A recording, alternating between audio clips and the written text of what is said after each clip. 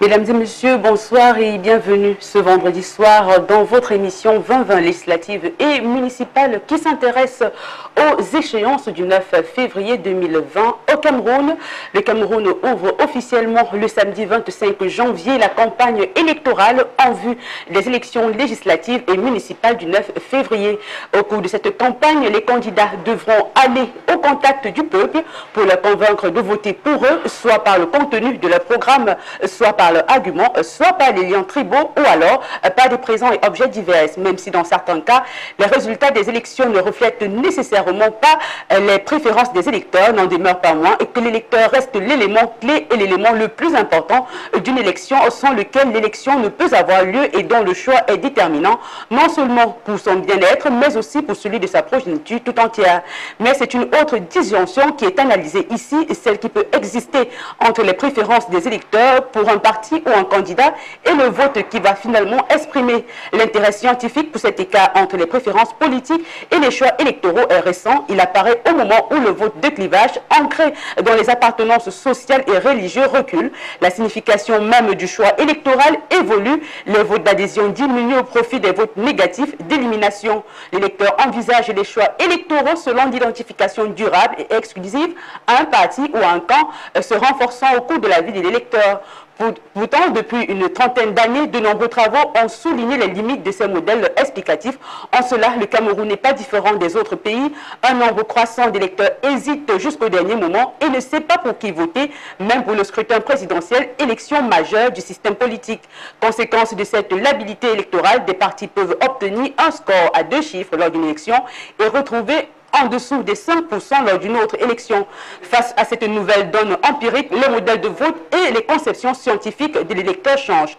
D'un côté, ceux qui ne votent pas et qui s'abstiennent, de l'autre côté, ceux qui ne votent pas, de l'autre côté, et ceux qui votent et qui ont réussi à être convaincus par les différents candidats. Pourcentage en termes d'abstention ne cesse d'évoluer. Alors aujourd'hui, c'est de la question, aujourd'hui voilà, c'est de savoir pourquoi doit-on voter, qui doit-on voter et à qui profitent les votes des différents candidats, car la campagne sera officiellement lancée demain, le samedi 25 janvier 2020. Voilà, bienvenue une fois de plus sur ce plateau. Le décor a été posé et avec nous ce soir, nous parlerons des logiques d'un choix électoral avec nos différents invités sur le plateau. À ma droite, Christian Mwanjo, directeur de campagne de la plateforme MEC Equatal. Bonsoir. Bonsoir Fallon, bonsoir aux nombreux jeunes téléspectateurs de Africa TV, bonsoir à tous mes concitoyens qui partagent le panel avec moi. Et à ma gauche, Amand Rodolphe Ndjale, journaliste. Bonsoir et bienvenue. Bonsoir Fallon, je salue également chaleureusement tous les téléspectateurs de Africa TV. Voilà, c'est une première et je suis très ravi d'être sur le plateau ce jour.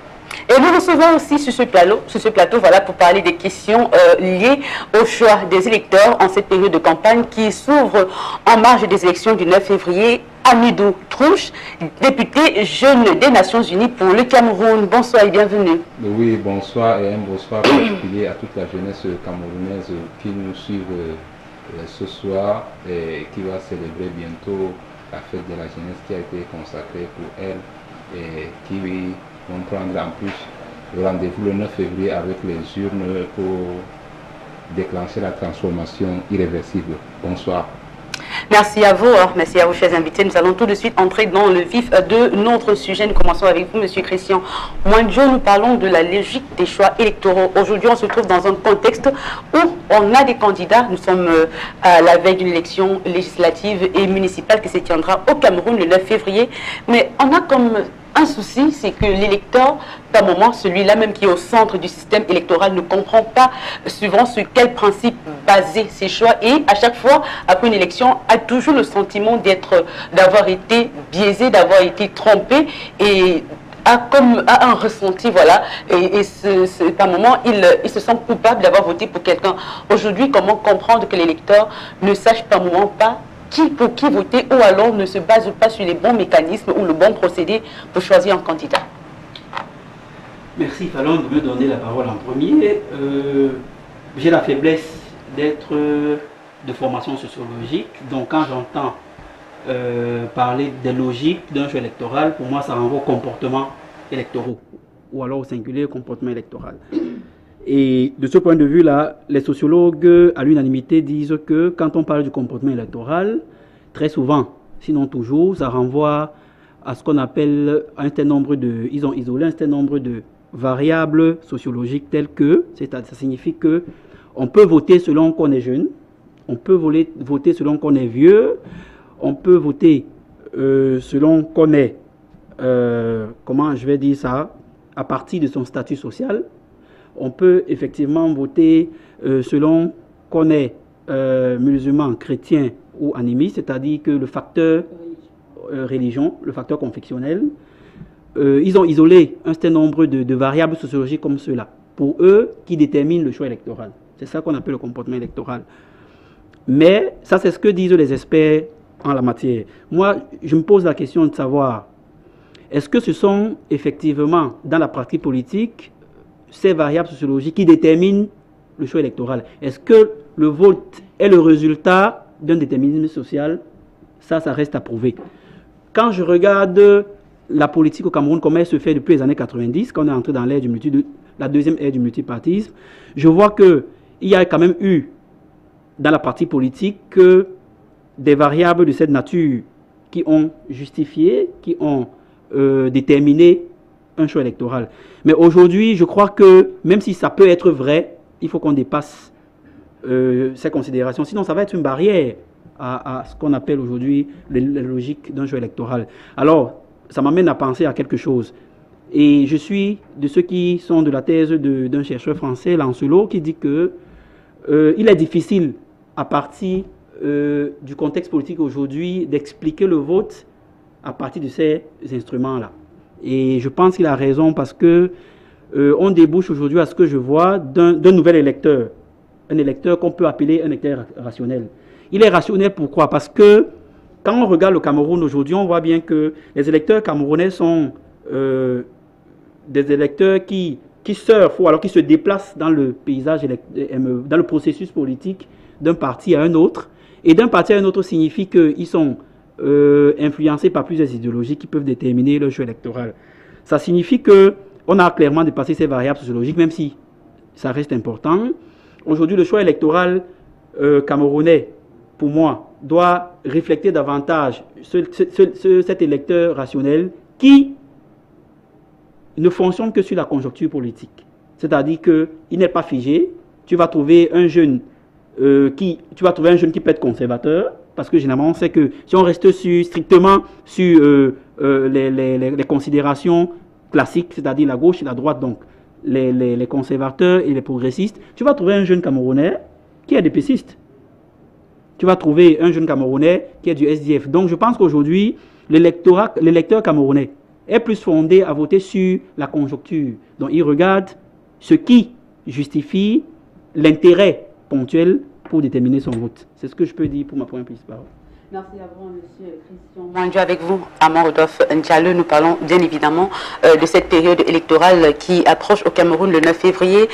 On a cette campagne qui sera lancée demain, c'est-à-dire que les candidats iront sur le terrain pour pouvoir convaincre ces populations-là de voter pour eux. Aujourd'hui, en tant que journaliste qui avait un point de vue objectif sur la question et qui avait eu le temps d'observer le paysage politique au Cameroun avec tout ce qui se fait sur les réseaux sociaux, est-ce que l'électeur aujourd'hui, vous avez l'impression que l'électeur aujourd'hui, quand il veut aller voter, il sait pourquoi il vote et il sait qu'il est au centre du processus électoral? Bon, si on va répondre trivialement à cette question, il faut quand même dire que sur 100 électeurs au Cameroun, 98 ne savent pas ce pourquoi ils votent. Je vais m'expliquer. Voilà. Signalons d'entrée de jeu que c'est une élection c'est une élection locale. Et quand on dit locale, c'est en confrontation directe avec un individu que nous mettons côté au quartier tous les jours, c'est-à-dire qu'on peut échanger trivialement avec lui, véritablement, ainsi de suite. Pourquoi 98% des électeurs ne savent pas ce pourquoi ils vont aux urnes? Parce qu'il y a ce qu'on appelle, dans une logique comme le Cameroun, comme la majorité des pays au sud du Sahara, il y a ce qu'on appelle la culture politique. Beaucoup de Camerounais n'ont pas ce qu'on appelle la culture politique. La culture politique suppose que dans une nation un peu comme la nôtre, une nation qui est dite démocratique, ce qui normalement doit déterminer le choix par exemple, d'un élu, que ce soit un élu municipal ou alors un candidat à un poste législatif, c'est soit d'abord sa profession de foi ou son projet communal. Or, vous allez voir que la majorité des Camerounais ne lisent même pas ce que c'est, ils ne savent même pas ce que c'est que la profession de foi, ni un projet communal. Si on prend par exemple le cadre d'une mairie et que s'il y a 5 partis en compétition, beaucoup ne vont même pas lire le projet communal de ceux qui sont en compétition. Vous allez même voir comme les candidats ne vont pas perdre beaucoup de temps à expliquer. Maintenant, en ce moment-là, qu'est-ce qui détermine donc la logique de choix? Il y a d'entrée de jeu le repli identitaire. Vous allez donc voir qu'on vote selon qu'on est de telle communauté, on vote selon qu'on est, vous parlez tout à l'heure d'une logique qui est religieuse, on vote selon qu'on est de telle religion, ainsi de suite. Ça explique donc ce pourquoi. Vous allez voir quand vous regardez un peu la configuration des listes au niveau des municipales, vous allez voir que ce sont des représentants de petites communautés. Et pendant cette pré-campagne, pour ceux qui suivaient, les différentes têtes de liste allaient dans des associations. Ils vont dans les associations pour dire qu'on a votre fils là. Hein? Donc, quand on dit qu'on a votre fils, ça veut dire que si vous votez, demain vous serez en haut. En ce moment, il oublie que si c'est dans le cadre d'une commune, qu'il a besoin d'une route, par exemple, qu'il a besoin peut-être qu'on améliore les centres de santé communautaires, ainsi de suite. Donc, il n'entre véritablement pas en profondeur.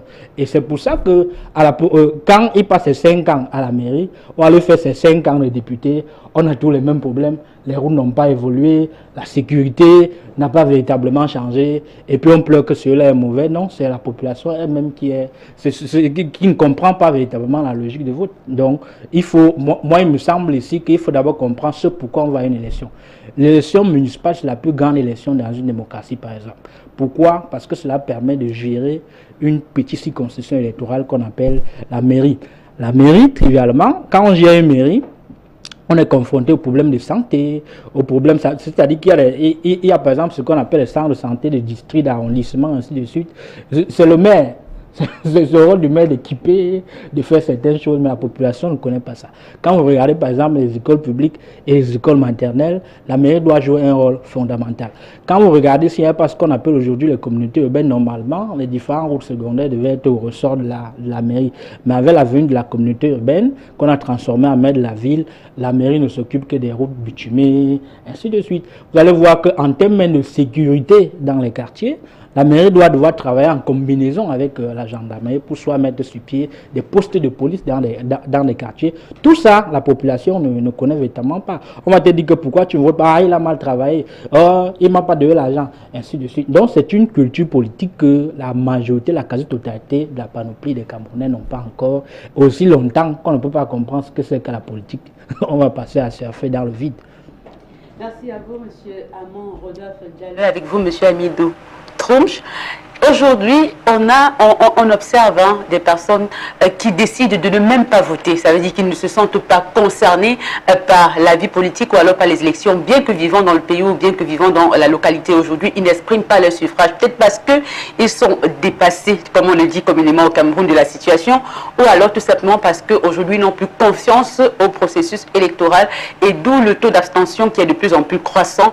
Et vous, en tant que député jeune des Nations Unies pour le Cameroun, vous faites campagne en ce moment, je crois, pour inciter les gens à aller voter, encore dans le contexte de mot d'ordre du boycott qui a été lancé par le MRC aujourd'hui. Comment pensez-vous véritablement qu'on puisse inciter cette frange de la population-là à aller voter? Et pourquoi est-ce que les gens ne devraient pas boycotter cette élection?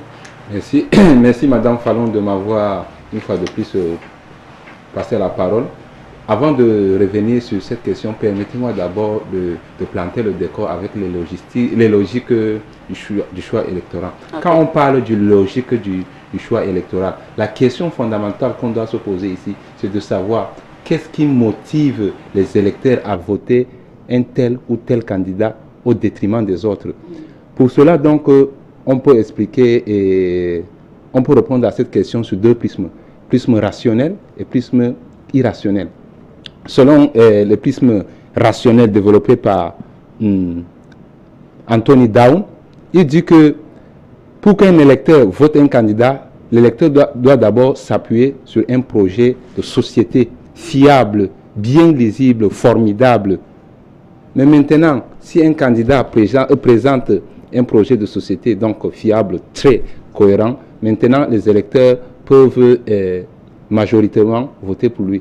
Et encore, nous avons sur le prisme irrationnel. Prisme irrationnel développé par Nona Mayer, ça veut dire que ici, on vote parce que c'est notre frère, on vote parce qu'il est issu de notre tribu, on vote parce qu'il est issu de notre religion, on vote parce qu'il est beau. Bon, et des exemples ainsi.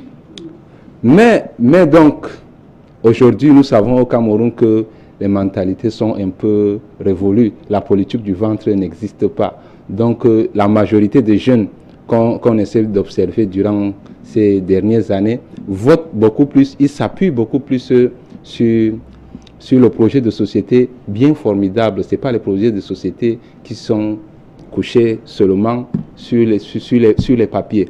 Mais le problème qui se pose ici, Madame Fallon, c'est deux problèmes encore.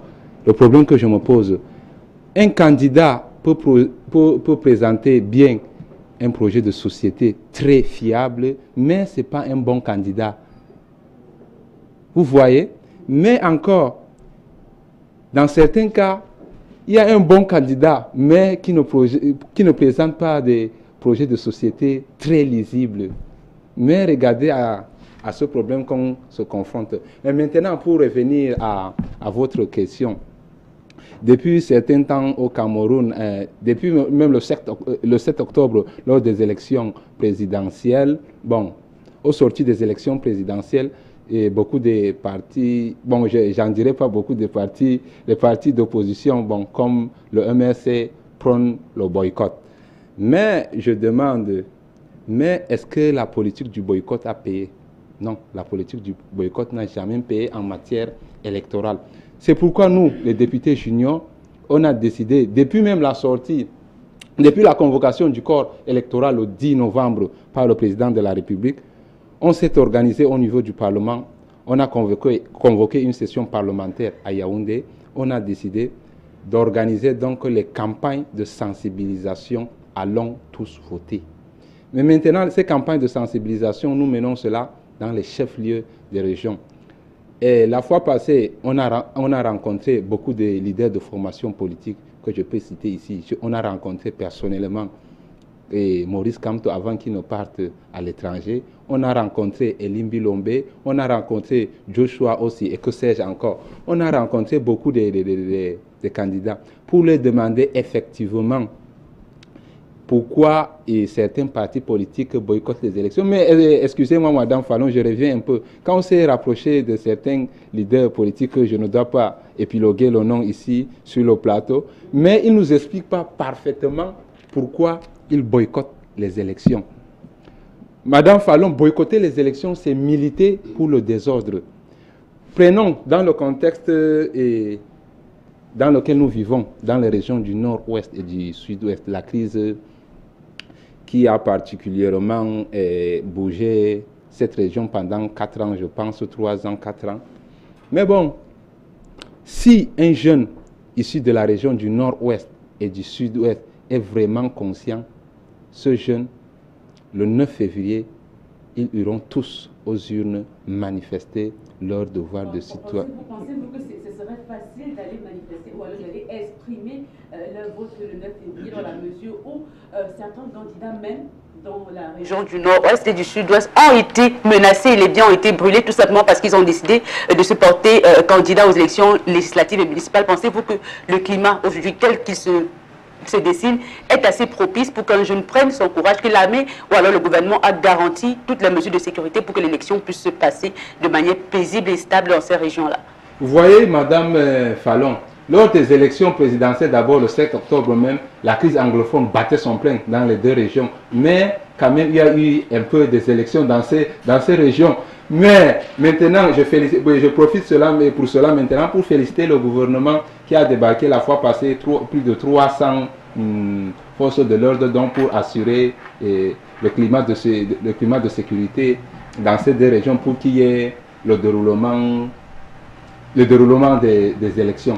De toutes les façons, nous y reviendrons. J'ai comme l'impression que M. Amand Rodom Diallo ne partage pas votre point de vue parce que je l'ai quand même vu esquisser un sourire lorsque vous avez parlé de la politique. Je vais revenir vers vous, permettez, pas seulement au niveau du boycott, mais pour la situation dans pas seulement un sourire parce que Bon, c'est quand même vrai que peut-être, vous savez que quand on est député, même si on est député de la nation, on est avant tout ici d'une formation politique. Je ne sais pas si chez les députés, je ne sais pas où c'est les Nations Unies, chez vous, il y a également des formations politiques. Ce qu'il faut d'abord signaler, c'est qu'il y a une différence entre un programme politique et un projet de société. Un projet de société est propre à un parti politique donné, et un programme est précis. Voilà. Donc, c'est la petite différence que vous voulez d'abord apporter là. Il faut quand même dire que si quelqu'un dit qu'il ne peut pas poser l'élection, c'est son choix. Nous sommes dans une démocratie. Il est libre, il a choisi. Nous parlons, ce qui nous intéresse là aujourd'hui, c'est comment est-ce qu'on fait pour voter. C'est-à-dire que c'est son choix politique. Quand on commence à le juger, il ne devrait même plus nous intéresser. Qui ne devrait pas, quand on commence à le juger, ça veut dire qu'il y a un problème. Il a donné les raisons pourquoi il ne peut pas poser l'élection. Effectivement. Mais si on veut revenir dans votre logique là, pour dire qu'au nord-ouest, au sud-ouest, parce que le gouvernement a dépêché 300 gendarmes là-bas. 350. Les gendarmes là-bas, là, et que seulement à Bouya, les 300 gendarmes ne peuvent pas sécuriser Bouya. Est-ce que vous savez ça? Le président de la République va renforcer cela de plus avant les élections. Qu'est-ce avant les élections? On commence la campagne demain. Les élections commencent demain. Demain, effectivement. Effectivement, on commence la campagne demain. Et par quel miracle 350 gendarmes. Mais n'oublie pas qu'il y a aussi des forces de l'ordre là-bas avant qu'on ne débarque les 350. Avant qu'on ne débarque les 350 gendarmes. Ce qui est clair, c'est qu'il faut éviter la passion. Et que vous avez su par exemple du Grand Nord. Si Boko Haram était la même chose, par exemple, comme ce qui est dans le Nord aussi, je ne suis pas sûr que vos parents vous laisseraient pour aller voter. À un moment donné, il faut être logique. Et quand on fait de la politique, il faut de la lucidité pour se mettre à la place de l'autre. Dis aux jeunes de sortir pour aller voter le 9 février prochain dans le nord de sud, c'est quasiment un peu c'est l'irresponsabilité. C'est-à-dire que l'irresponsabilité, pourquoi? Parce que même les forces de l'ordre sont enlevées et décapitées. Ce qu'il faut dire ici, c'est que il y aura certes les élections dans les autres régions du Cameroun, et qu'on n'est pas sûr que ce sera la même chose dans toute la région du nord-ouest et la région du sud-ouest. Maintenant, l'enjeu ici, c'est que le gouvernement a fait le forcing pour faire les élections parce qu'on veut rassurer à la communauté internationale qu'il y a l'unicité véritablement dans le pays. Ça, c'est le premier enjeu. Le premier enjeu de cette élection, c'est pour montrer que le Cameroun est un et indivisible du point de vue international. Et aussi parce que tu as parlé de la communauté internationale. Même le gouvernement fait profil bas. Si on veut faire la passion pour aller dans votre sens, pour dire que non, on va sortir pour aller voter, ainsi de suite, et que le gouvernement est dépassé par les événements. Une guerre ne peut pas déclencher depuis 3 ans. Ce n'est pas la guerre, c'est la crise. Attention. Vous avez le temps de réagir à ces propos, monsieur. Permettez qu'il s'exprime. Non, c'est sur ce terrain. Mais c'est une guerre. Non, c'est une crise. C'est une guerre asymétrique. C'est une guerre asymétrique. C'est une guerre. C'est une guerre. Ce que je voulais dire, c'est que quand j'ai entendu Armand parler, surtout vers la fin, j'étais complètement d'accord avec ce qu'il disait. Excuse-moi, Amidou. Quand Amidou s'exprime, on comprend très bien qu'il est un député jeune des Nations Unies. C'est sûr qu'il vit à l'ONU. Il ne vit pas au Cameroun. Parce que dit qu'au Cameroun, il n'y a pas la politique du ventre, c'est fait insulte à l'histoire politique camerounaise depuis quelques décennies. Ce n'est que ça qui a justifié la partie politique, et Armand a raison quand il dit que, aussi loin qu'on ne saura pas définir ce qu'est sa politique, on est loin d'avoir avancé. Il a raison. Les logiques d'un choix électoral naissent de quoi? Naissent de ce que, et ça c'est la faute que nous les citoyens, il a raison quand il dit que le problème est plus du côté des citoyens que des politiciens. C'est la faute, et on ne peut pas nous faire le reproche. C'est qu'on a longtemps pensé que les partis politiques c'était des lieux où pouvaient naître ou émerger de la discussion politique qui vise, et c'est leur mission, à éduquer les masses vers le destin inexorable qui les attend.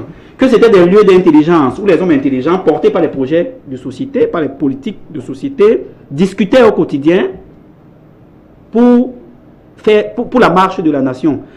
Ce qu'on constate, c'est que c'est des sanctuaires où des Camerounais sont devenus des messies et pensent la politique comme si ils venaient se servir.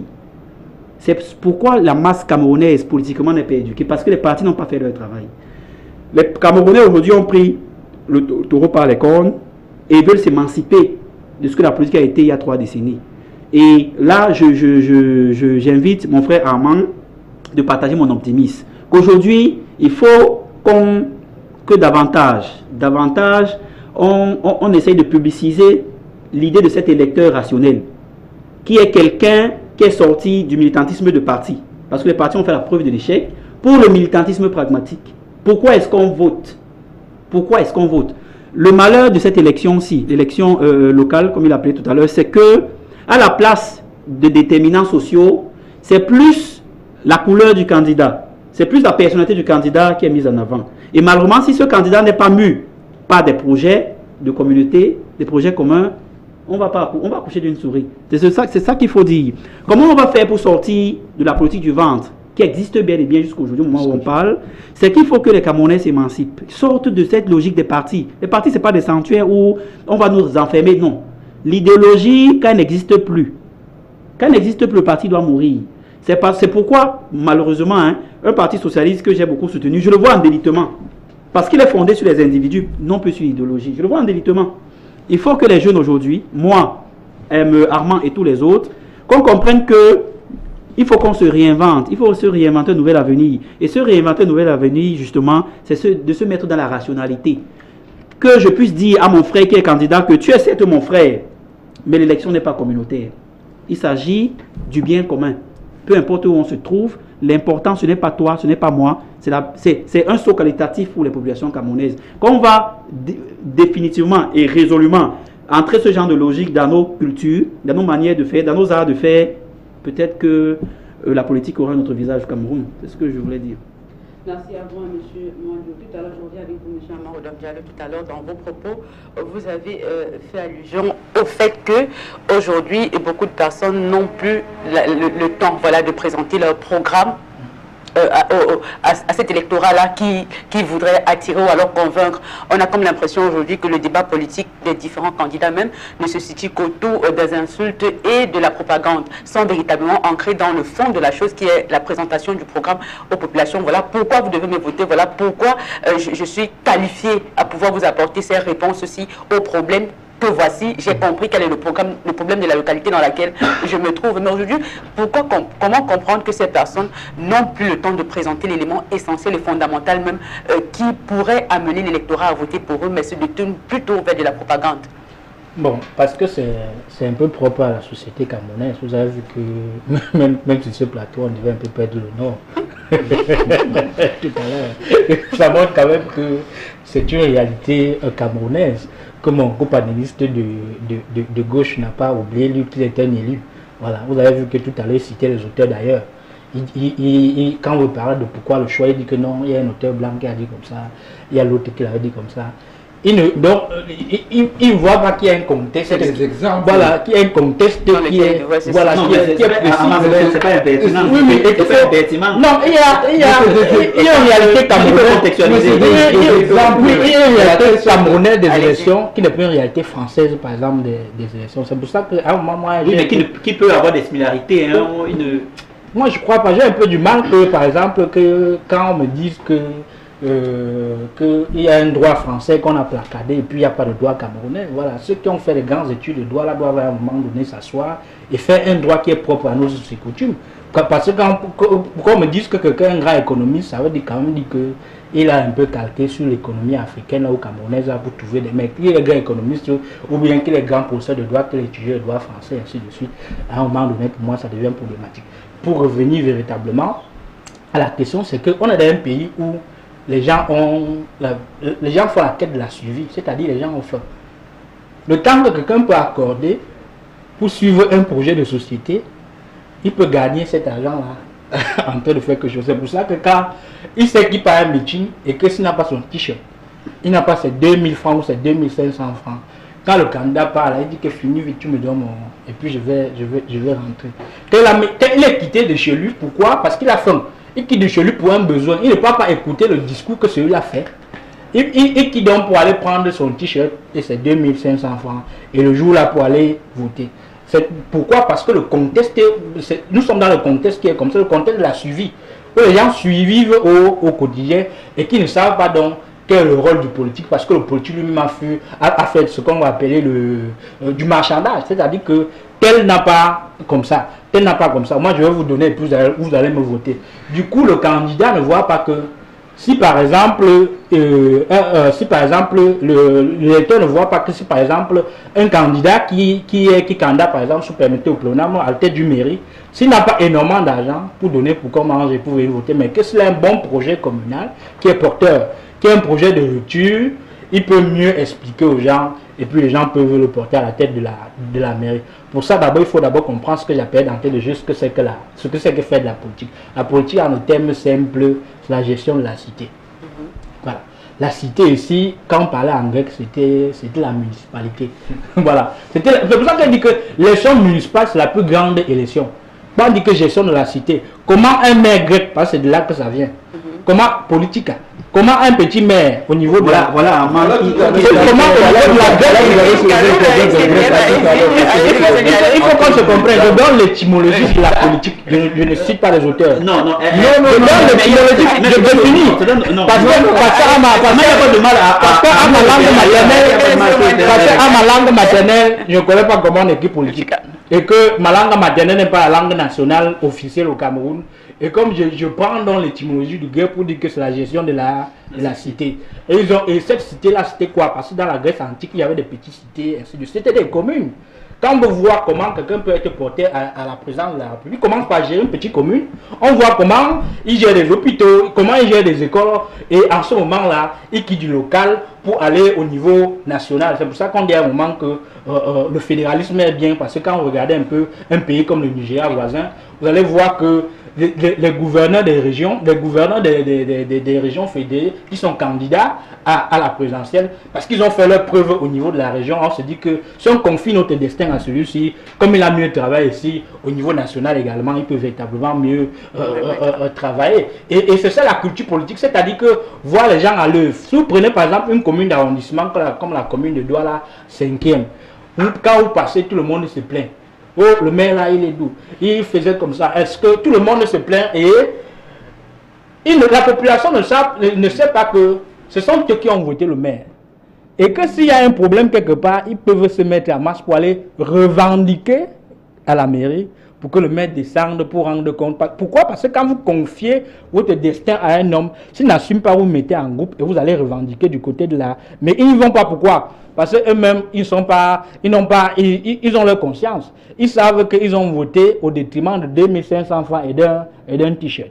S'ils avaient voté en leur âme et conscience, en lisant ce qu'on appelait un projet communal, et en voyant par exemple que tel est un choix de rupture, ils se mettent là et vont revendiquer même l'éternel avec eux. Donc, en même temps, la population est floue, en même temps également, les politiciens sont également flous avec eux. Il faut pour ça, et il y a Kawala que j'aime beaucoup au Cameroun, elle dit qu'il faut une transition.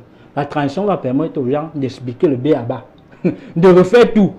Pourquoi on s'engage en politique? On ne s'engage pas en politique parce que son frère est, ou parce que sa tante est. On s'engage en politique parce qu'on veut le bien de la société. Qu'il doit y avoir une transition et qu'on va tout refaire, que ce soit de la Constitution et des autres, comme par le code électoral là, et on n'aime pas aller se présenter à Bafoussam. Kamdé peut aller se présenter à Yaoundé. Pourquoi? Si Kamdé a un bon projet de société pour Yaoundé, et qu'on a un bon projet de société pour Bafoussam, parce que c'est là-bas qu'il réside, on le vote en ce moment-là. Parce que les gens vont comprendre. Et en ce moment-là, on va parler de ce que c'est qu'une nation. On ne doit pas parler de ce que c'est que les autochtones et les allogènes. Merci à vous, M. Amadou. Je reviens vers vous, M. Amidou Troumch. Tout à l'heure, vous avez dit ceci. Quelqu'un peut avoir un bon programme et ne pas être un bon candidat. Quelqu'un peut ne pas avoir un bon programme, mais être la personne qu'il faut pour une localité ou pour une mairie. Aujourd'hui, pensez-vous que lorsque on a un programme qui a été pensé en tant que candidat, avec toute une équipe qui a été préparée pour une société ou pour une localité, qu'on connaît très bien, qu'on soit incapable de pouvoir porter et défendre ce projet en tant que candidat? Parce que quelqu'un qui n'a pas de projet et qui est un bon candidat, comment est-ce que vous comprenez ou vous concevez cela?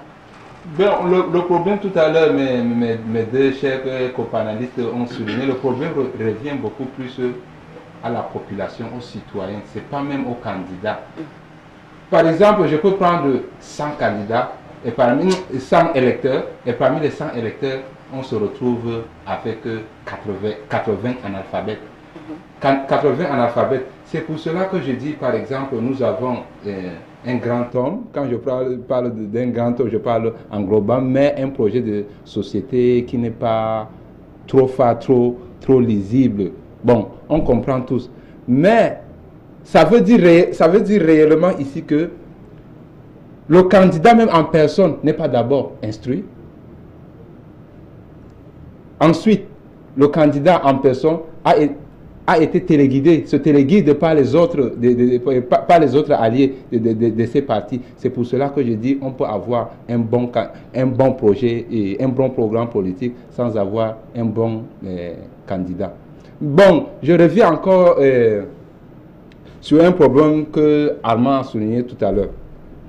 Madame Fallon, au Cameroun ici, le vote constitue une base, un élément phare, une pièce maîtresse de la démocratie, dans le système démocratique plutôt comme le nôtre. Mais bon, dit en général que les candidats aillent dans les différentes localités convaincre chaque population, parce que vous savez que les élections qui sont là sont un peu plus coriaces, donc il faut ce qu'on appelle une éducation politique, aller dans les fins fonds du village, aller dans les arrondissements pour convaincre chaque citoyen d'aller voter. Mais pour convaincre donc chaque citoyen d'aller voter, on s'appuie sur quoi? Bon, je reviens encore pour dire qu'ici au Cameroun, on s'appuie beaucoup plus sur l'aspect irrationnel, parce que c'est notre frère. On le vote parce que c'est notre frère, parce qu'il est issu de notre tribu, parce qu'il est issu de notre camp. Donc ça revient ici, ça veut dire qu'on peut encore avoir un bon programme politique sans avoir un bon leader qui peut nous représenter dans les circonscriptions administratives. Merci à vous, monsieur Amidou. Je viens vers vous, hein, monsieur Christian Wanjo. Aujourd'hui, on voit, comme l'a dit monsieur Amidou Tronche, des personnes qui votent parce que voilà, c'est la fibre identitaire. Je me réfère à mon frère du village. Je dois voter pour lui parce que nous avons le même village, nous parlons la même langue et certainement il résoudra mes problèmes le plus rapidement possible. Ou parce que j'ai reçu tel ou tel présent venant d'un candidat, c'est pourquoi je dois voter pour lui. Et voilà. Et aujourd'hui, est-ce que cette manière de penser-là, qui n'est pas une manière de penser d'intérêt général, ça veut dire on ne pense pas en tant qu'électeur du bien-être de la localité dans laquelle on se trouve et se dire que non, parce que nous avons tel problème qu'il va falloir résoudre de manière durable, tel candidat incarne ce projet. Mais est-ce qu'aujourd'hui, même au sein des partis politiques, dit d'opposition au Cameroun, on ne retrouve pas cette manière de faire dans la mesure où longtemps quand même les populations ont demandé les mutualisations de forces et les coalitions au sein des partis pour qu'ils soient assez représentatifs et forts face à l'adversaire qui est le RDPC, mais que cette mutualisation ou cette coalition a réellement du mal à se faire, et même lorsqu'elle essaie de se faire, elle n'aboutit pas. Est-ce qu'au final, c'est pas parce que même les candidats ou les partis politiques dans une certaine mesure pensent à leurs intérêts personnels que les intérêts de la nation ou des personnes qui sont censées représenter? C'est bien que ce soit vous qui en parlez en premier, hein. De la problématique de l'incapacité des partis de l'opposition à se mettre ensemble. Elle est vieille comme le monde, elle a les mêmes résultats, les résultats de l'échec. C'est la démonstration que les opposants, les organisateurs politiques de l'opposition sont des agents de l'échec. Simplement par le fait, on ne dit pas que la mutualisation est la solution idoine, que c'est la panacée. Une fois qu'on est unis, ça signifie qu'on va gagner, non. Mais c'est le début de quelque chose qui montre que c'est du Cameroun qu'il s'agit. Que c'est l'intérêt commun qui est au-dessus. Donc c'est bien que vous-même vous relevez. On a vécu ça en 2018. Les populations camerounaises ont demandé aux partis politiques de s'unir. Les partis politiques disent que leur raison d'être sont les populations camerounaises, qu'ils ont bravé. Ces partis ont bravé les populations camerounaises, c'est-à-dire refuser de les écouter. Mettez-vous ensemble pour qu'on aille faire un duel sérieux, pertinent avec celui qui tient les cordons de la bourse depuis près de 40 ans déjà. C'est la même chose qu'on va répéter cette élection locale, législative et municipale, parce qu'une fois de plus, la plateforme Kaotal, née au lendemain de la présidentielle, avec le seul objectif d'unir les partis d'opposition pour qu'on se retrouve à une situation de duel. Malheureusement, on va y aller en rang dispersé. Nous, on a le regret d'y aller comme ça, mais on ne peut pas ne pas aller publiciser nos idées que 10 000, 100 000 Camerounais partagent parce que les uns et les autres n'ont pas voulu s'unir. La théorie politique camerounaise, électorale précisément, a démontré que la classe sociale, l'ethnie, aidez-moi, le sexe ou l'âge sont les facteurs explicatifs du vote en Afrique. Mais il ne faut pas penser que la situation à la fois politique et tout ce qu'on vient de décrire est une fatalité. Non, c'est une construction politique.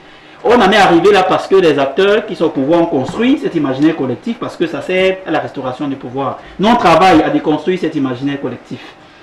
Je ne suis pas d'accord avec... Amidou. Non, je suis cette fois d'accord avec Amidou.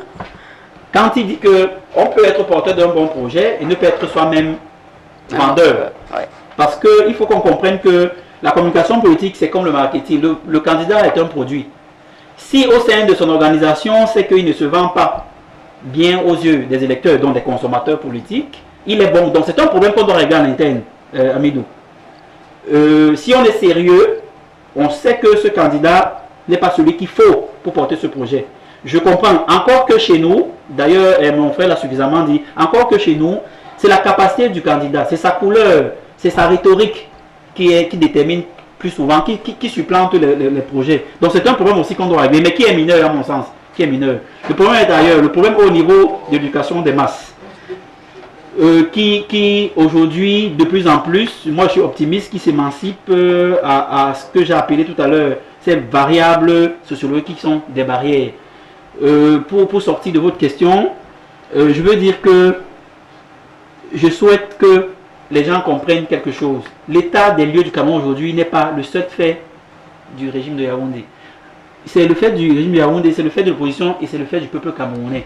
Donc, c'est un travail global qu'on doit faire. Une fois de plus, il faut que les gens comprennent que si on veut, pour répondre à votre question, des dirigeants sérieux, il faut qu'on soit des citoyens exigeants. Un citoyen exigeant ne peut qu'avoir un dirigeant, pour le moins, qui rend compte. Parce que la notion de rendre compte est fondamentale en politique. Merci à vous, hein, monsieur Christian Mandialo, et vous, monsieur Amand Rodolphe Diallo. Aujourd'hui, on a des personnes qui ont du mal à se décider, même la veille des élections, qui ont du mal à réellement faire un choix. On a ceux qui se décident sur la base des critères qu'ils ont choisis, mais on a ceux-là qui, à une semaine, à 2 jours, à 3 jours, ont du mal à se décider. Et lorsqu'ils arrivent devant l'isoloir, ou alors dans l'une, devant l'isoloir pour faire un choix, le choix qu'ils font n'est pas un choix mûr et réfléchi. Aujourd'hui, comment permettre à ce que ces personnes-là soient réorientées et qu'ils puissent être décidés à faire le bon choix, ou alors le choix qui est le plus idéal pour eux avant même l'échéance. Oui, il y a, là ce sont en termes politiques des indécis.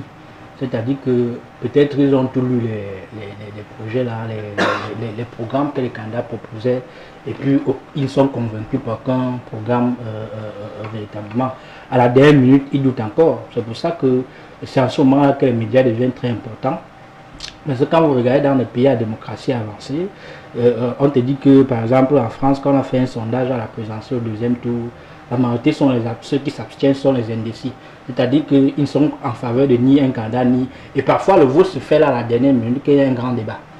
On distingue maintenant entre les petites préoccupations, ça peut être la réforme de la retraite, ça peut être par exemple les réformes au niveau de la santé. Ça bat de ça que ces indécis-là qui parfois constituent le gros de l'électorat. Parce que quand vous allez par exemple voir la présidentielle de 2018 au Cameroun, ceux qui ont gagné c'était l'abstention. C'est-à-dire que ceux qui sont allés aux élections n'ont même pas la moitié du nombre de personnes qui étaient inscrites sur la liste. En ce moment-là, ça devient un véritable problème. Ça montre donc qu'il y a au Cameroun, la majorité des gens sont plus des indécis. Ils ne s'intéressent plus à la chose politique. Pourquoi? Parce que quand vous regardez par exemple les acteurs de la classe politique, quand vous appelez une télévision, vous voyez les mêmes têtes. Vous pouvez là déterminer ce que lui va dire. Et ce qu'il dit parfois, il passe le temps à insulter, il n'éduque pas la population, ainsi de suite, ce qu'on parlait tout à l'heure de la culture politique. Il y a par exemple ce qu'on appelle aujourd'hui la mutualisation des forces de l'opposition, mais c'est une mafia politique, je vais vous expliquer. Pourquoi? Parce que si l'opposition a la majorité à l'Assemblée nationale, si l'opposition a la majorité au Sénat, si l'opposition a la majorité au niveau des régions, et que vous bloquez une loi là-bas, nous sommes dans un régime présidentiel, Le président, quand sa femme va bien le caresser à 20 h, il va signer son décret parce que c'est un régime présidentiel. Il agit par ordonnance. C'est-à-dire qu'il agit par ordonnance. Il envoie un projet de loi bloqué à l'Assemblée nationale. Le soir qu'il est content, il choisit son nom, il signe, l'envoie à la CATV et puis on lit. Parce que c'est un régime qui est hyper présidentiel et qui a tous les pouvoirs. Si l'opposition a 180 députés à l'Assemblée nationale, l'opposition a 104 nombre de sénateurs, j'oublie encore là. En termes politiques, vous ne bloquez aucune loi. C'est un régime qui est hyper présidentiel. C'est pour ça que le problème du Cameroun n'est pas le code électoral. Le problème du Cameroun, c'est la constitution. C'est pour ça qu'il faut une transition pour d'abord changer la loi fondamentale. C'est pour ça que je dis que c'est une grande mafia politique qu'on on est en train d'embouber les gens.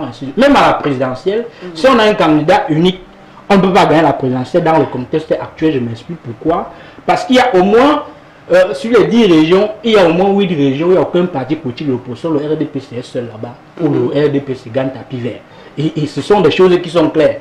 La preuve, c'était que même si le MS est allé aux élections, vous allez voir que quand vous avez vu la configuration des listes là, il y a 17 circonscriptions électorales, il n'y avait que le RDPC. Le RDPC, sans compétir, a d'abord 35 députés à l'Assemblée nationale.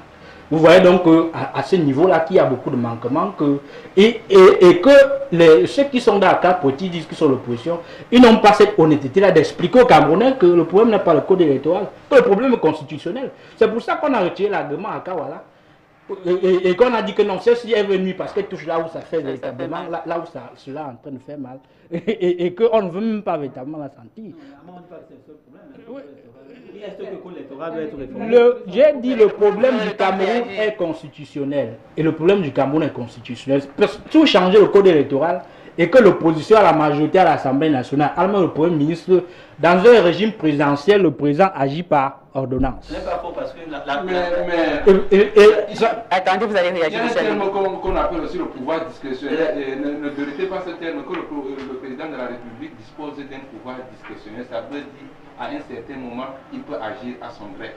Vous savez que mon voisin... Moi, je vous rappelle pour cela. Donc, monsieur Armand, je vous rappelle pour cela. Mon voisin, député junior, mon voisin,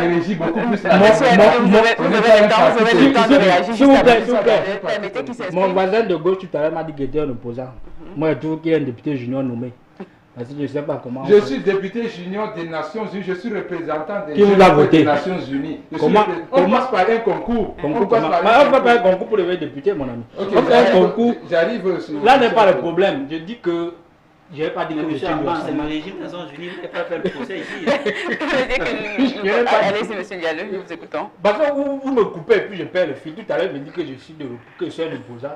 Et puis quand je vais faire mon argument. Vous étiez en train de parler du problème du Cameroun. Je dis que le problème du Cameroun est constitutionnel. Voilà, il faut donner une transition pour refaire tous les tests. C'est-à-dire que quand on refait tous les tests, c'est que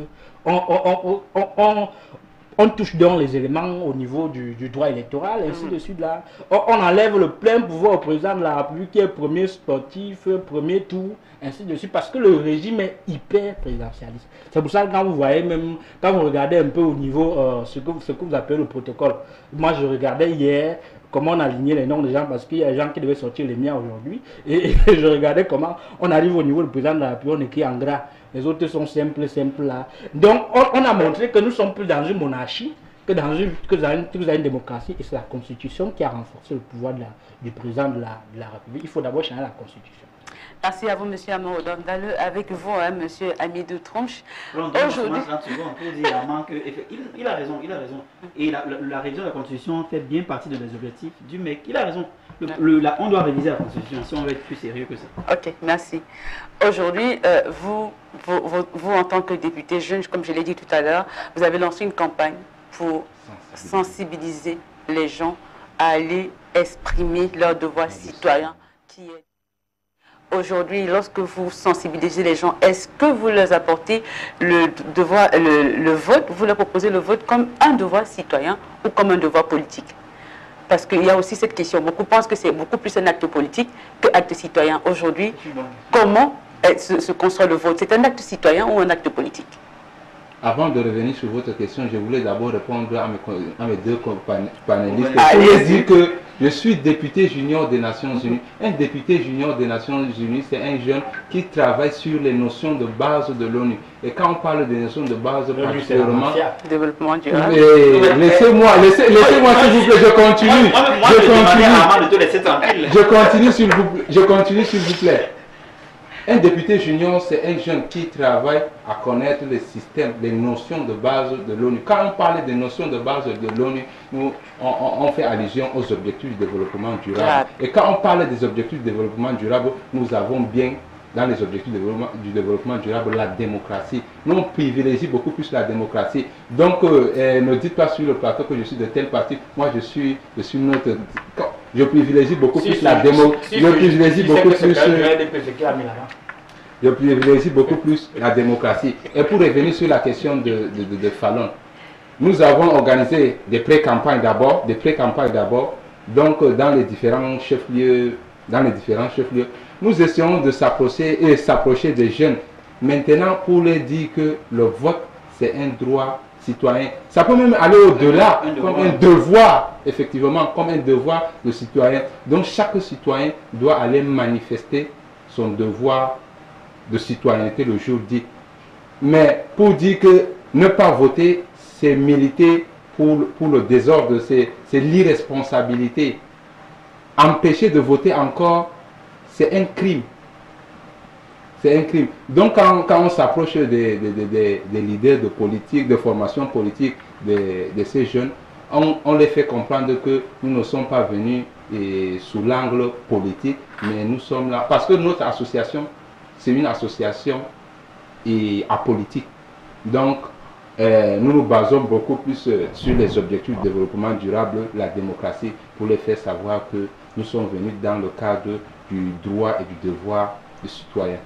Mais en tant qu'une association apolitique, où je pense très bien que parmi les députés juniors, il y en a qui sont de différents bords politiques, il y en a qui sont carrément neutres, qui ne sont même pas, qui n'ont aucune appartenance politique. Est-ce qu'à un moment, vos intérêts politiques de vos partis d'origine n'entrent pas en collision avec la pensée neutre qui est celle de l'association que vous représentez? Effectivement, ça là, on ne peut pas s'en passer. Mais quand on se retrouve au Parlement, quand on se retrouve pour une session, on travaille sur les objectifs de développement durable. On n'a pas les partis, nous sommes neutres. Nous travaillons beaucoup plus sur la démocratie. Mais quand on sort hors cadre de la session, bon, chacun milite pour ses différentes formations politiques. Allez-y, monsieur Jallet. Oui, ce que je veux dire, c'est qu'il a dit qu'il était député junior des Nations Unies pour le Cameroun. Député jeune. Voilà, des Nations Unies. Vous savez que les Nations Unies, c'est la plus grosse mafia au monde, où les États-Unis, qui est une dictature, ils viennent dicter leurs lois là-bas parce qu'il y a ce qu'on appelle le Conseil de sécurité. Vous prenez l'incohérence et vous avez expliqué tout à l'heure je vous suivais religieusement. C'est ce que je vous explique.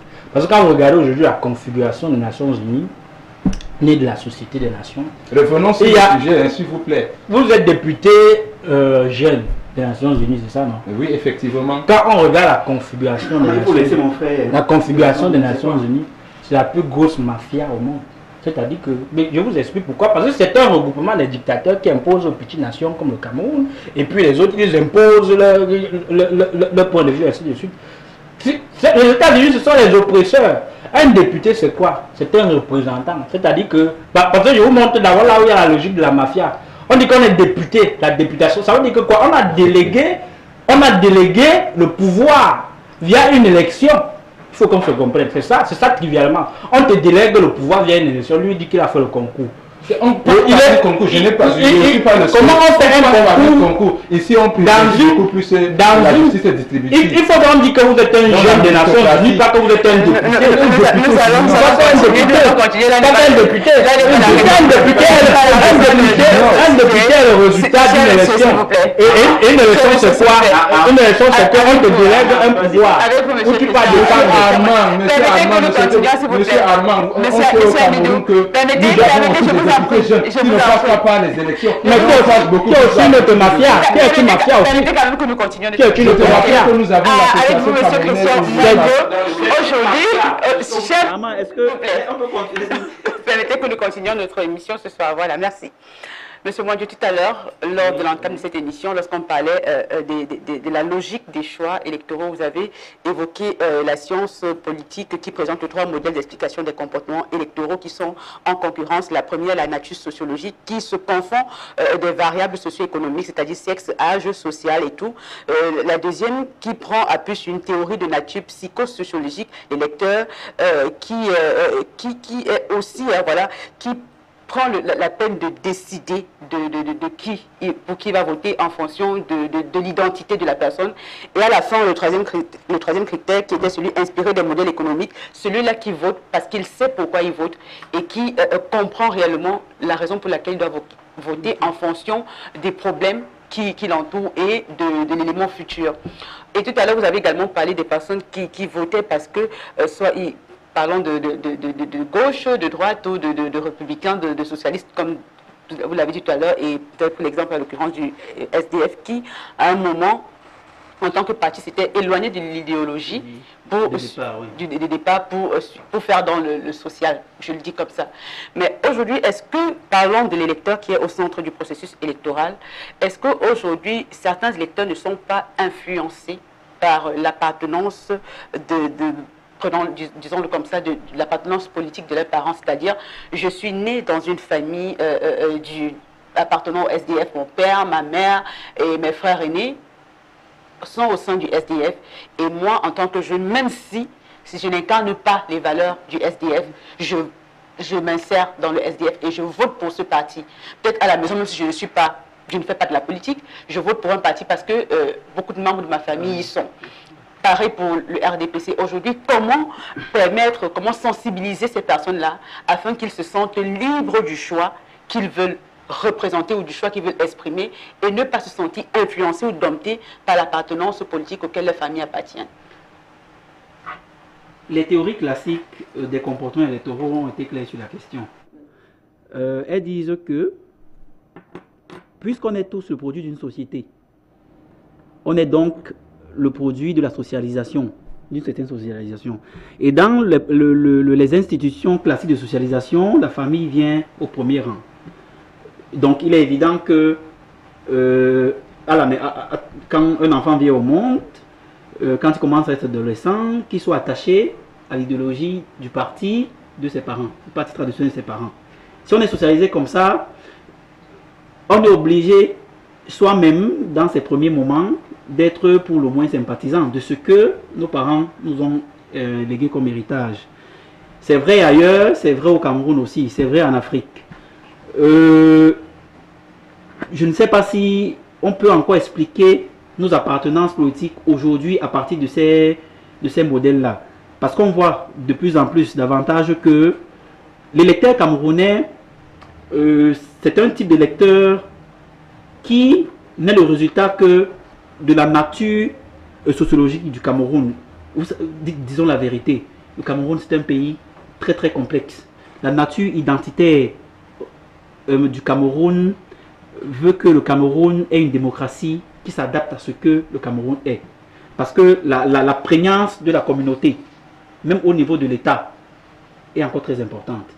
Vous allez voir que le président Amadou Ahidjo Père à son âme, avait comme ça instruit des mesures de l'équilibre Armand peut m'aider d'équilibre régional sur des concours d'État, sur un certain nombre de choses, parce que ça reflétait justement la complexité sociologique du pays. On est dans un système monde aujourd'hui, dans l'économie monde. Le Cameroun en fait partie et le Cameroun ne peut pas se départir de ce que ce système monde nous enseigne et dans lequel il veut nous insérer. Ça signifie que de plus en plus il faut aller vers une république qui pense citoyen. C'est la seule façon de penser que quand on est citoyen, on doit avoir des choix républicains. Et les choix républicains sont le résultat de l'éducation. Il faut faire un travail de fond. Il faut faire un travail de fond. Et on est dans le régime des mauvais partis. Vraiment, les partis n'ont pas fait leur travail. J'ai dit ça tout à l'heure, je vais me répéter. Si les partis politiques, Constant a dit qu'ils travaillent pour les populations, ils doivent avoir l'ambition de gouverner les populations éduquées. S'ils sont sérieux, le constat qu'on fait, c'est que ce sont des gens qui ont des ambitions individuelles et Amidou l'a dit tout à l'heure, Si tu vas faire une sociologie des populations au quartier, tu vas te rendre compte que en matière d'éducation politique, 8 Camerounais sur 10 ne savent pas de quoi il s'agit. C'est la faute des partis. Mais les partis ne sont pas les seules institutions qui ont la charge d'éduquer les populations. Vous, les médias, vous devez faire le travail. Les familles sont de moins en moins politisées, il faut le dire. J'ai la nostalgie de l'UPC, qui est un parti qui a fait ce travail au fond. J'ai eu le privilège d'accompagner le professeur Achille Mbembe dans le pays Bassa. Fallon, quand tu rencontres une maman dans le pays Bassa, qui ne sait pas parler français, qui n'a jamais vu un tableau noir, quand elle t'explique la politique, tu comprends qu'il y a eu une éducation politique de fond. On n'a pas besoin d'aller à l'école pour savoir que voilà le processus que je dois prendre pour élire un maire. Un maire, voici son rôle, voici ce que je dois attendre de lui. Donc voilà le comportement que je dois avoir. C'est un travail de fond qu'on doit, en ce qui me concerne, quand on aura peut-être la troisième république, qui doit chercher à instruire à l'école un travail d'éducation politique à travers les manuels scolaires. Et vous, les médias, vous savez que vous avez le rôle d'éduquer, pas seulement de divertir, éduquer les Camerounais dans ce sens. On est contraint de sortir de ce paradigme, on est contraint de sortir de là. Sauf si, de toute façon, on ne peut pas faire notre choix. Je pense que c'est sérieux, donc c'est une question globale qui intègre toutes les entités de la nation. Merci à vous, M. Christian Mandiou. Avec vous, M. Amand Rodolphe Ndiaye, parlons de cet électorat-là qui a du mal à se décider, qui de temps en temps fait des mauvais calculs et des mauvais choix pour regretter après. Est-ce qu'aujourd'hui, les médias, la société civile qui ont le devoir d'éduquer, d'enseigner à ces populations-là, là où l'État a échoué. Parce que l'État, rappelons-le, si il fait des propositions ou alors des actions, c'est en majorité dans certains États en fonction de leur appartenance politique, qui est d'ailleurs représentative de la grande majorité sur le territoire et qui ne saurait être dans le sens de pouvoir gagner l'électorat aussi pour eux. Mais est-ce que les journalistes qui sont censés être indépendants, la société civile qui est censée protéger le citoyen de cet abus de la politique là, est-ce qu'ils font réellement leur devoir? Si oui, comment? Oui, la société civile au Cameroun, même si elle n'est pas assez visible, voilà, joue un grand rôle. Voilà, il faut quand même véritablement signaler pour ceux qui surfent avec eux au quotidien, mais il n'y a pas l'adhésion de la masse. Tout comme les opposants aussi font un grand travail, mais il n'y a pas aussi l'adhésion de la masse. Les journalistes que vous citiez tout à l'heure font également un énorme travail. Quoique à l'intérieur, par avoir ce qu'on peut dire des brebis galeuses, ça existe dans tous les corps, mais il n'y a pas l'adhésion de la population. Ça montre donc qu'il y a un problème de rupture de contrat social. Ça veut donc dire que la population a peur des politiciens. C'est simple. La population ne fait plus confiance aux politiciens. Pourquoi? Parce que quand vous allez regarder le cheminement de la quasi-totalité de la panoplie des hommes politiques, là, vous allez voir qu'aujourd'hui, qu'hier, ils critiquaient le système en place. Aujourd'hui, ils dînent avec le système en place. Aujourd'hui, d'autres mangent même avec le système en place. Et du coup, ça fait ce que dit, donc il y a une rupture de contrat. Et puis, la population se dit que, mais finalement, celui-ci qui critiquait là, dessus là, que nous on était avec lui là, aujourd'hui, il est encore de l'autre côté là. Ça fait qu'il y a donc une crise de confiance, véritablement, que même quand quelqu'un arrive et qu'il veut, il veut véritablement changer, il y a peu une adhésion populaire. Et c'est le système en place qui l'a véritablement fait comme ça, que nous ne sommes pas dans la res publica, comme disait tout à l'heure, la chose du public. Parce que la République veut dire que c'est la chose, c'est notre, ça veut dire que c'est notre chose. Voilà. Pourquoi? Parce que c'est notre chose, parce que quand tu pars par exemple dans la... tu pars dans une délégation, dans un ministère, celui qui a l'impression que c'est sa chose, il ne sait pas qu'il est là pour servir le peuple, pour servir le public. Le Cameroun n'est pas encore... Le Cameroun n'est même plus une république qui est embryonnaire. Donc on est encore dans un méli-mélo où les gens pensent que quand ils te rendent un service, parce que on te paie, tu es même payé avec l'argent des impôts, que quand ils te rendent un service, c'est une faveur qu'ils sont encore véritablement en train de se faire. Et ça pose donc le problème de ce que j'ai appelé depuis la culture. Parce que on n'a pas enseigné, et depuis la pré-maternelle, à nos enfants, par exemple, que le vote est utile. Combien de parents aujourd'hui, même les candidats là, qui vont voter les enfants à la maison? C'est-à-dire qu'ils ne peuvent pas arrêter la main de l'enfant pour aller dans l'une. Vous allez voir ailleurs que quand ce sont des grands moments comme ça, on se déplace avec les enfants. Et puis des fois même, c'est l'enfant qui met le bulletin dans la lune. Et puis c'est une perpétuation. Quand vous regardez par exemple les grands meetings socialistes et maman qui vient là faire le témoignage qu'elle allait au meeting avec son père quand elle avait 5 ans, ainsi de suite. Et c'est une culture politique aujourd'hui. Mais au Cameroun, tu vas voir un étudiant sur 100 étudiants par exemple dans une université comme l'université du Douala, un étudiant sur 100 s'intéresse à la chose politique. Tout son rêve, c'est qu'il veut travailler à la fonction publique. Il ne sait même pas que le privé paye mieux que le public. Il va te dire que oui, dans un pays où le privé est structuré, parce que dans des pays comme le Canada, la France, les gens fuient pour travailler dans... On a tellement fait qu'au Cameroun, c'est l'inverse. Quelqu'un est content d'aller travailler au public. Alors que si on avait structuré l'économie, c'est le secteur privé qui devait être porteur d'emploi. Et vous voyez aujourd'hui la majorité des gens qui sortent de l'école normale, ils migrent vers le Canada. Les professeurs de lycée d'enseignement général pour enseigner là-bas. Parce que les Canadiens, on paye très mal, idem en France, ils ne veulent pas enseigner.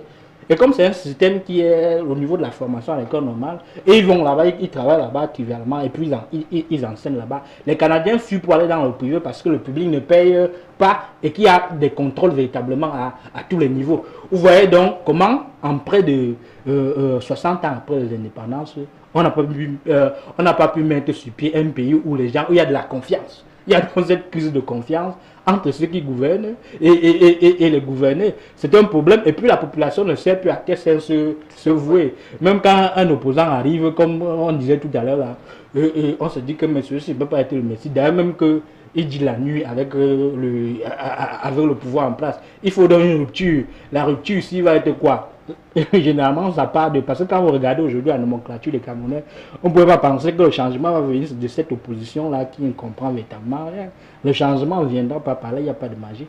Et que soit il y aura la continuité, soit on va assister à des choses qu'un jour là ça brûle, et puis on voit qu'on a mis une transition sur place pour véritablement refaire. Donc, ce qu'on va dire pour finir, c'est que aujourd'hui, si tu ne fais pas la politique, c'est la politique qui te fait.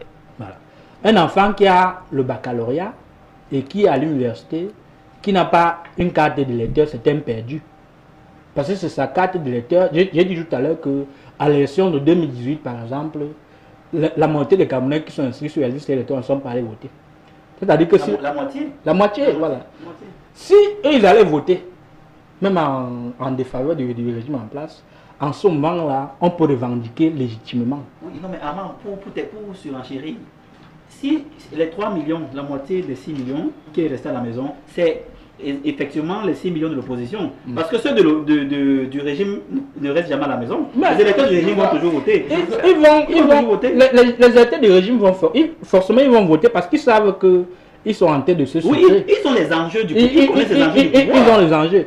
Il est inadmissible qu'un jeune, par exemple, qui n'a pas une carte d'électeur, il passe le temps à chercher un numéro de pari foot et le chercher un numéro de PMC. C'est un danger social. C'est-à-dire que c'est des gens qui... C'est un danger social. Pourquoi? Parce que... C'est pour ça que vous allez voir aujourd'hui qu'on vous dit que non, le taux de chômage, c'est 15%. On dit que non, le gouvernement ment pas. Pourquoi? Parce que si tu allais t'engouffrer dans la filière de sciences économiques et de droit dans les universités publiques, tu sors, tu n'es qualifié en rien. On compte un chômeur, c'est quelqu'un qui a fait une profession, c'est-à-dire qu'il est passé par les BTSA et les autres écoles de formation. Quand tu sors, quand tu as fait une formation en droit, lettres, tout là, tu es qualifié en rien. La preuve, c'est que quand vous faites même les concours, on vous forme encore véritablement. Pourquoi? Parce que c'est des choses académiques qui ne cadrent pas le contexte véritablement économique là. Pour changer donc ça, il faut qu'un gars qui a le bac et qui pense qu'un politicien est un danger, mais qui dort chez sa mère à 23 ans, à 30 ans, il fait le doctorat, il mange encore la nourriture de sa mère. Ils vont même s'asseoir et on est pour grever, pour avoir 300 000 le mois. Il faut donc qu'ils doivent s'engager. Parce que le changement dans les vrais pays vient de l'université. Beaucoup de choses. Oui, ça vient des universités. Pourquoi? Parce que le changement vient des universités. Il est inadmissible qu'au Cameroun, on te dit que non, on a tel nombre de bacs. Non, mais tu n'es pas sans ignorer que les universités ne sont que ce que sont les États dans lesquels elles sont censées s'épanouir. On ne peut pas continuer. Le propos de Armand. Monsieur Armand, ce problème de culture de l'éducation politique, on parle depuis... Ça a eu des effets. Ça a été créé depuis la base. Donc nos enfants n'ont pas assimilé les bases de culture politique à la base. Donc c'est pour cela, une fois grandi maintenant, ils considèrent, ils disent que laisser la politique aux politiciens et l'école, aux écoliers. C'est pour cela même dans l'université, il y a ces jeunes, il y a ces étudiants qui me suivent maintenant. Quand on discute à l'école, ils me disent que la politique va te tuer, Amidou, la politique va te faire... Pourtant, mais, et revenons, je reviens sur les élections locales encore. On sait que le développement d'abord commence au niveau de notre localité. Ah oui. Mais si les jeunes ne sont pas inscrits massivement sur la liste électorale pour aller manifester leur devoir de citoyen, et on va faire comment alors pour développer notre circonscription? Ouais, vous voyez que c'est Amidou qui modèle maintenant. Non, Monsieur Amidou, de toute façon, c'était la question que je devais vous poser. Vous qui êtes présentement sur le terrain pour cette campagne, pour inciter les gens à aller voter, et comme on l'a dit tout à l'heure... Je n'avais pas chuté. Allez-y, terminez. Voilà, ce que je disais, c'est que, et moi je trouve que c'est important. Tu parles beaucoup, hein? Oui, il n'y a pas de problème. On a dit qu'il était opposant, peut-être que c'est l'opposant sur le plateau.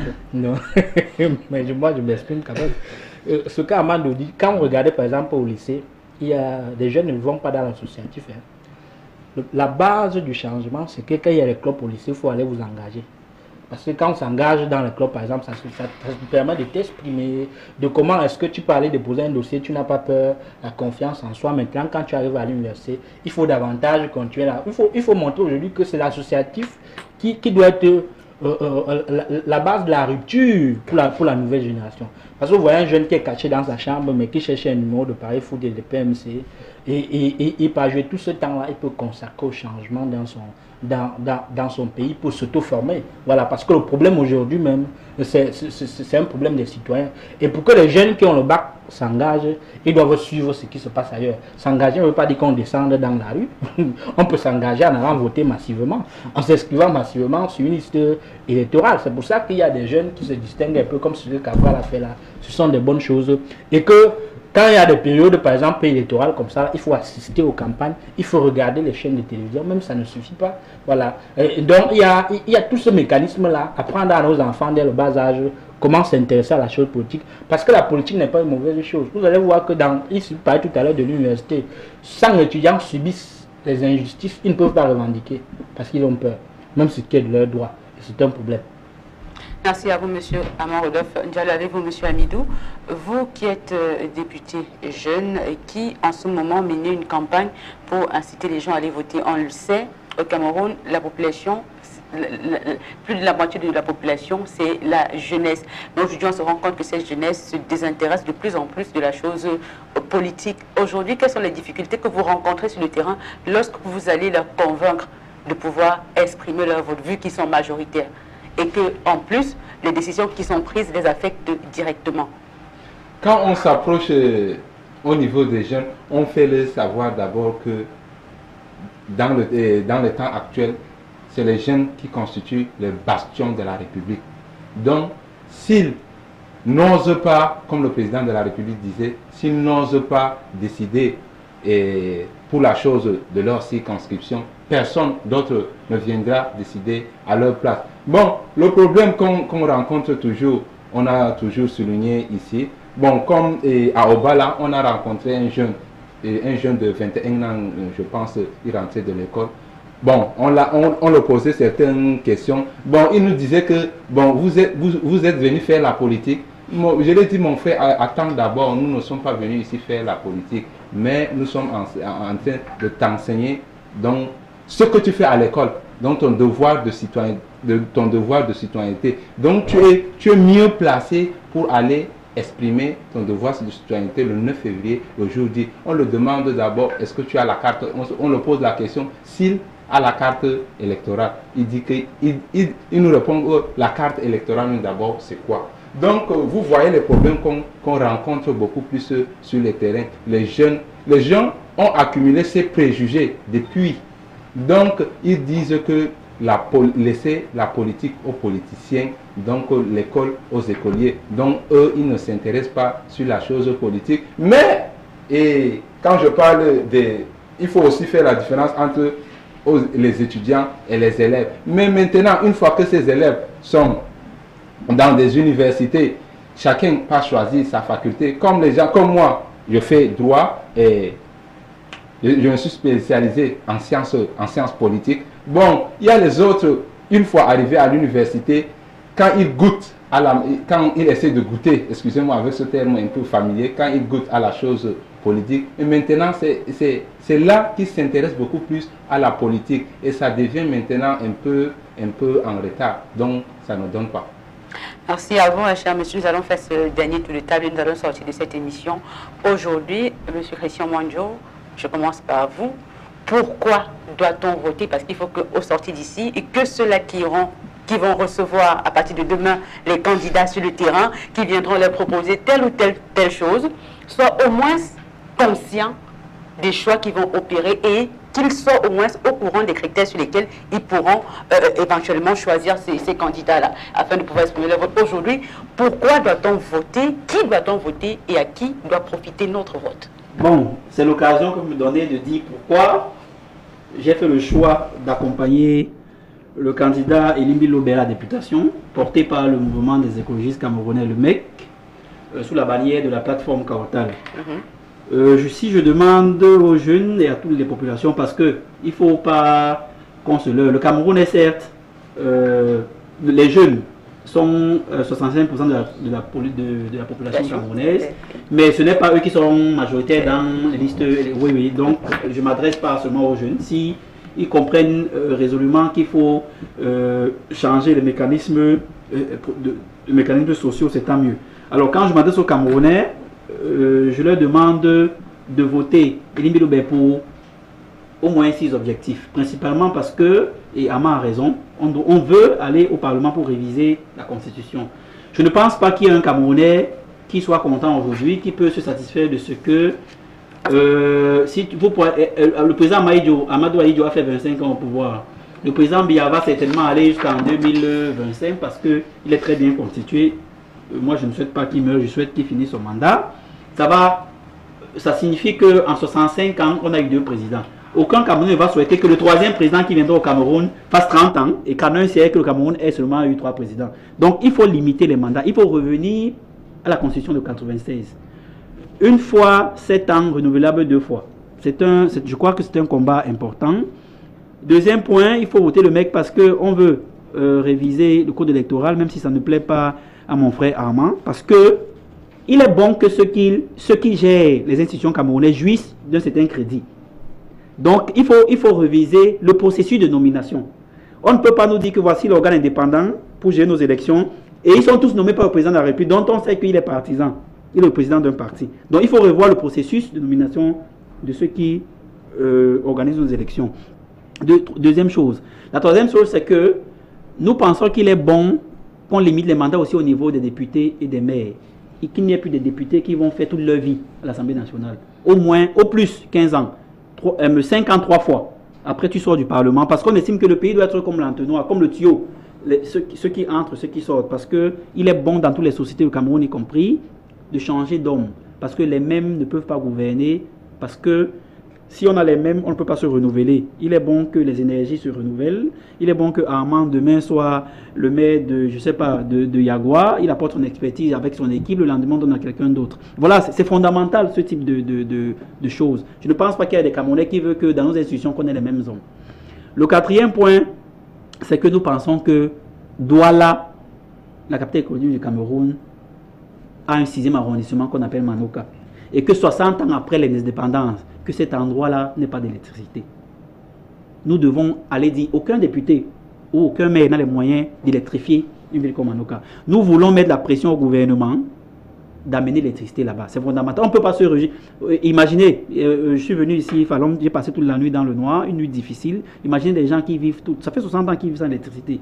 On ne peut pas se satisfaire de cette situation, c'est très important. Dire ça ici, je ne vois pas ce que ça a comme objectif individuel, objectif mensonger et objectif, je sais pas, des politiciens. Je crois que nous ne sommes pas les premiers à mettre ce genre d'objectifs sur la table, mais nous allons, avec notre façon de discuter, avec notre dialectique, essayer d'amener le gouvernement dans ce sens. Merci à vous, M. Mwanjo. Avec vous, M. Armand Rodolphe Njaleu. Nous allons arriver avec vous, M. Amidou. Pourquoi doit-on voter comment choisir nos candidats en cette période de campagne où les candidats ils auront de toutes les ruses pour pouvoir convaincre les populations à voter pour eux et à qui doit réellement profiter notre vote. Vous savez que l'élection fait en sorte que c'est l'élection qui fait la beauté d'une démocratie parce que ça permet le renouvellement de la classe politique. Voilà, ça fait en sorte que ceux qui étaient là, s'ils ont échoué, on a espoir que ceux qui vont arriver vont mieux faire. Voilà. Je vais prendre un exemple typique. Quand vous regardez une mairie, par exemple, comme la mairie de Baganté, et que l'éclairage public qui est là-bas d'utiliser l'énergie renouvelable, c'est-à-dire du soleil. À Manoka, les gens ont les pieds dans l'eau et ils n'ont pas d'électricité. Ils attendent le gouvernement. Ils pensent que c'est quand ils vont aller à l'Assemblée nationale que le gouvernement va venir faire avoir ces problématiques. Vous comprenez donc que vous voyez qu'il y a un problème à ce niveau-là. Vous ne pouvez pas avoir les pieds dans l'eau et vous manquez d'électricité. Vous ne pouvez pas avoir le soleil qui brûle les gens partout, qui est gratuit, et vous n'avez pas d'électricité. Ça veut donc dire que quoi? Le maire RDPC qui est là a échoué. Le député Joshua aussi, qui normalement représente Manoka, les social-démocrates font, lui-même aussi a échoué. Et je ne crois pas que c'est les Carters qui ont venu faire mieux. Parce que le même... Non, on ne peut pas faire le procès de quelqu'un qui n'a pas eu le mandat. C'est pas honnête. C'est pas honnête. On ne peut que faire le procès de celui qui a échoué. Laissez, s'il vous plaît. La population de donner le mandat à ceux qui n'ont pas. S'il vous plaît. Quand vous dites que... C'est l'homme donné à quelqu'un d'autre. Écoutez, Elie Milobé est seulement candidat à la députation. Oui. Manoka. Oui. C'est-à-dire qu'il veut remplacer Joshua aussi. Son ancien allié d'hier, son ancien compère d'hier. Oui. Mais quand vous dites qu'on vous donne le mandat pour que vous allez revendiquer l'électricité à l'Assemblée nationale, Oui. alors que j'ai pris le cadre de la mairie de Baganté, Oui. dans l'éclairage public, qui n'a pas revendiqué ça à l'Assemblée nationale, mais le met à la latitude l'éclairage public, d'installer les solaires. C'est-à-dire qu'avec l'argent qu'on va à Manoka, Mais ce maire a échoué. on pouvait installer le soleil. Ça veut dire que vous-même, si vous n'avez pas l'idée de soleil dans votre programme et que vous pensez que vous allez aller à l'Assemblée nationale, vous revendiquez. Vous-même n'avez pas. Vous-même n'avez pas. Programme, s'il n'y a pas l'idée du soleil, on l'intègre. On ne fait pas le procès. On ne peut pas faire. Non, je signalais seulement les petits banques. Ce qui est important aussi, c'est qu'il faut dire aux Camerounais que le vote est très important. Et que quand on est dans l'isoloir, on est content de choisir celui qu'on estime qu'il va être le maire de notre ville, il va être notre représentant à l'Assemblée nationale, il va voter les lois en notre nom. Il faut aussi dire aux Camerounais que si on choisit de ne pas aller, ce n'est pas un crime, c'est un choix. Parce que nous sommes dans une démocratie, c'est la liberté. Mais si on empêche les autres d'aller en faisant des choses, choisir de dire que... C'est l'empêchement. Vous aurez le tour de vous exprimer là-dessus, monsieur voilà. Amidou. Mais si on empêche avec les choses-là, en ce moment-là, ça devient véritablement un crime. Donc le vote est important. Les Camerounais en 2 semaines, même ça ne suffit pas pour comprendre ce que c'est que le programme. Il faut quand même lire. Parce qu'en lisant, vous pouvez voir par exemple qu'il y a telle route comme ça secondaire, il y a tel projet comme ça, il y a tel incubateur qu'un maire doit mettre pour ceux qui sont pour ceux qui sont des porteurs de projets. Il faut lire tous les projets parce que la mairie peut aider certains jeunes à s'insérer, ils peuvent être porteurs de start-up, ainsi de suite. Il faut donc lire tous ces projets-là pour voir quel est le candidat qui aspire, qui répond le mieux véritablement à notre rêve. Et une fois qu'on a voté, il faut donc évaluer le maire 1 an après, 2 ans après, 5 ans après, évaluer le maire ici, ça veut dire que vous pouvez écrire à la mairie, ça ne veut pas dire que forcément vous allez marcher. Vous pouvez vous mettre en communauté pour dire que mais, le maire nous avait promis qu'il devait refaire ses routes secondaires, s'il devait mettre les pavés ici, il n'a pas mis. Vous rappelez au maire 1 an après, vous rappelez au moins 6 ans après, plus de 5 ans, si on ne demande pas, vous rappelez 2 mois, 4 mois après, et s'il ne réagit pas, vous voyez donc qu'il n'était pas venu au service de la population. À la prochaine mandature, quand il vient, il faut rappeler que vous avez dit ça, vous n'avez pas fait. C'est pour ça que quand vous regardez les images qui sont sur Internet, il y a, vous voyez un député vénézuélien qu'on porte on met dans une poubelle parce qu'il avait dit qu'il devait nettoyer et il n'a pas respecté sa parole. Du coup, il y a ça. Il faut que les Camerounais arrivent véritablement à ce niveau. Les Camerounais, les roues ne peuvent pas être mauvaises à Douala. Vous accusez bien. Vous devez marcher en marche pour aller voir ce que Tonin pour aller voir ce que Tonin fait là-bas parce qu'il a déjà nommé Tonin et qu'il veut le budget ici, il utilise l'argent ici pour travailler. C'est-à-dire que si les routes sont mauvaises à Douala, c'est un peu le problème de bien. Il a mis quelqu'un là qui doit... C'est le problème du léguer le gouvernement avec les mairies d'arrondissement. Et c'est comme ça que ça c'est élémentaire pour comprendre parce qu'au Cameroun on voit bien. quasiment un peu de partout. On dit que non, c'est là, non, c'est ça. Donc, une élection locale, il faut d'abord chercher ce que c'est qu'une élection locale. C'est une consultation où la population de la circonscription délègue ce pouvoir à un représentant élu pour que celui-là, pendant les 5 prochaines années, essaie d'arranger les villes. C'est simple. Si c'est un député, pour qu'il essaie de voter les lois en leur faveur et puis que les micro-projets arrivent dans leur localité. Si la population comprend ça, il est donc important de voter dans un contexte de fin de règne comme le nôtre. Voilà.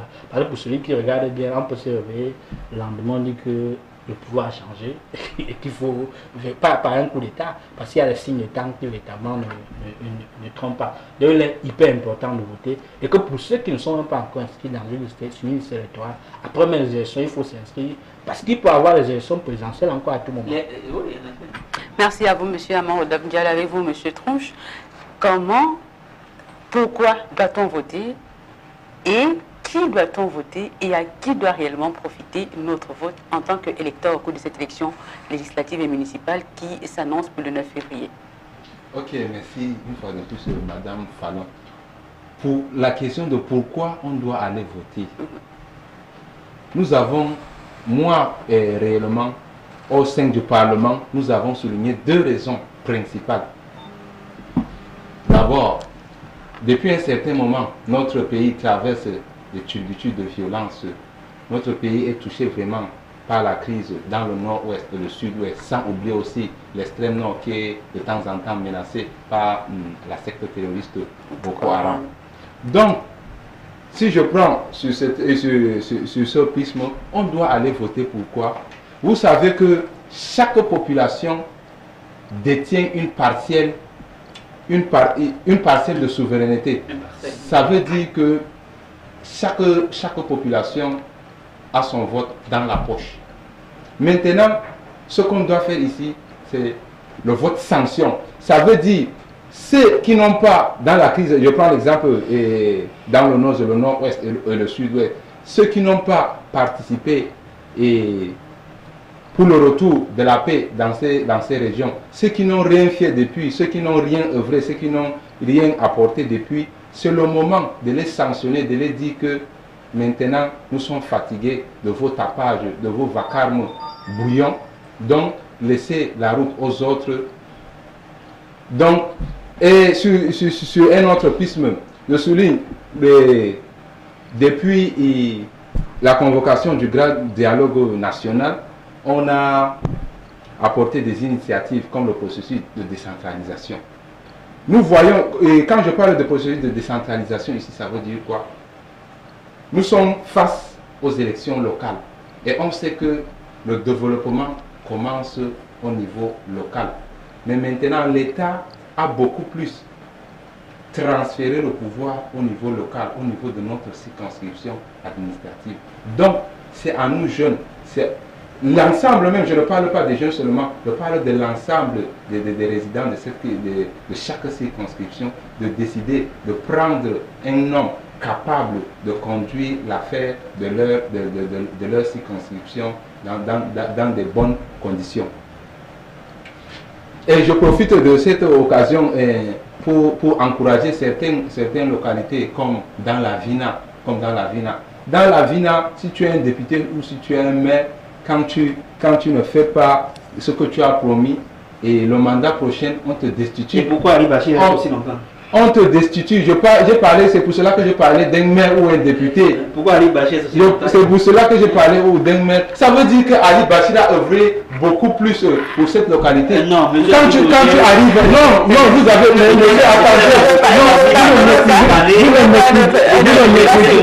Madame Fallon, laissez-moi finir. Laissez-moi finir, s'il vous plaît. Le député jeune a fini par citer son village. Non, je ne suis pas, je suis issu de l'extrême nord. Mais vous ne maîtrisez pas la paix. C'est un problème. Je suis un citoyen camerounais, je ne suis pas un citoyen réservé. Je voulais dans la ville mieux que vous. Pour avoir vécu dans la ville pendant 5 ans à l'université, je sais que Ali Bachir n'a plus sa place là-bas. Mais maintenant, Ali Bachir n'a plus sa place là-bas. Voici un député de parti de l'opposant et de l'UNDP qui vient. Mais quand tu pars à Vina, les 70% des populations vont te dire que c'est Ali Bachir. Parce que j'étais dans la ville aussi, j'ai fait le tour dans la ville. Et je profite encore, Madame Fallon, excusez-moi, les quelques ministres qui restent, je profite encore pour cette occasion pour encourager un jeune qui a 25 ans, qui est candidat à l'élection de députation et de conseiller municipal aussi dans notre localité. Ce jeune, il s'appelle Amatou Koukandi, il œuvre dans la formation politique de PCN. Peuple pour la réconciliation, peuple camerounais pour la réconciliation nationale, je les encourage et je leur souhaite du courage et beaucoup de vent. Merci à vous, monsieur Amidou Troumch. Merci à vous, monsieur Amand Rodolphe Ndialé. Merci également à vous, monsieur Christian Mwanjo, d'avoir honoré à cette invitation et d'avoir pris part à cette autre édition de votre émission 2020 législative et municipale qui s'achève en ce moment. Voilà, chers téléspectateurs, vous avez eu ici la pensée de nos différents panélistes sur le plateau. Maintenant, à vous de prendre partie de ces conseils qui ont été donnés ici pour savoir au cours de cette campagne qui sera ouverte à partir de demain sur quels critères choisir les candidats que vous irez voter le 9 février 2020. D'ici là, portez-vous bien et restez fidèles à la suite de nos programmes sur Frika TV.